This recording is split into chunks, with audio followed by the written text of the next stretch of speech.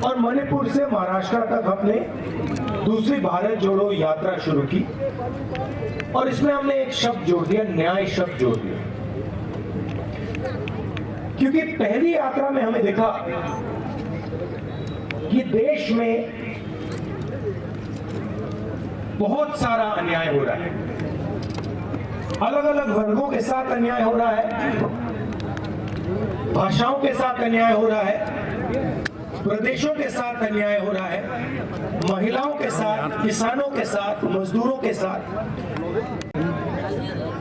और नफरत और हिंसा के बीच में लिंक है। मतलब अन्याय के बिना हिंदुस्तान में नफरत और हिंसा नहीं फैलाई जा सकती। अन्याय होगा, लोगों के दिल में डर होगा, तो फिर बीजेपी हिंसा और नफरत फैला सकती। तो ये इनका 2 पॉइंट प्रोग्राम है। इंदिरा जी का 10 पॉइंट प्रोग्राम होता था, 20 पॉइंट प्रोग्राम होता था, इनका 2 पॉइंट प्रोग्राम है। अन्याय बढ़ाओ, हिंसा और नफरत फैलाओ, ये करते हैं। तो इसलिए हमने दूसरी यात्रा में ये न्याय शब्द लगा दिया। किस प्रकार का अन्याय? आर्थिक अन्याय। आज हिंदुस्तान में हमारे युवाओं को रोजगार नहीं मिलता। 40 साल से सबसे ज्यादा बेरोजगारी आज है। महंगाई बढ़ती जा रही है, पब्लिक सेक्टर यूनिट प्राइवेटाइज होते जा रहे हैं, आदिवासियों की जमीन छीनी जा रही है। तो ये हुआ आर्थिक। भारतीयों के दिलों के धड़कन, जन जन के नेता आदरणीय राहुल गांधी जी छत्तीसगढ़ की पावन धरती में प्रवेश किए हैं। 14 तारीख तक छत्तीसगढ़ की धरती में रहेंगे और अलग अलग वर्गों से भी मिलेंगे और अपनी बात भी कहेंगे और जनता की बात भी सुनेंगे, जो लोकसभा में और संसद में भी इन बातों को रखेंगे। कहीं ना कहीं ज़बरदस्त उत्साह है और हम सब कांग्रेसजन माननीय राहुल गांधी जी की यात्रा को सफल बनाने में लगे हुए हैं। आज किन कारणों से स्थगित कर दिया है? कुछ पूर्व विधायक नाराज थे, धरने पे बैठ गए थे, उनको पानी नहीं दिया गया, एंट्री नहीं। देखिए, जो प्रोटोकॉल होता है, जो उस हिसाब से मंच की व्यवस्था होती है, मंच की गरिमा होती है, उस हिसाब से की थी। सभी विधायकों की जगह नहीं है पार्टी में।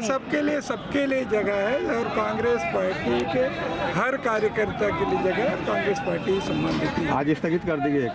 नहीं, देखिए, कल 2 दिनों में लोकसभा का सत्र चल रहा है और मीटिंगें भी है, इसीलिए 2 दिन बीच में पहले से कार्यक्रम का शेड्यूल था और फिर उस हिसाब से माननीय राहुल गांधी जी संसद में अपनी बात रखेंगे, क्योंकि आखिरी साल है।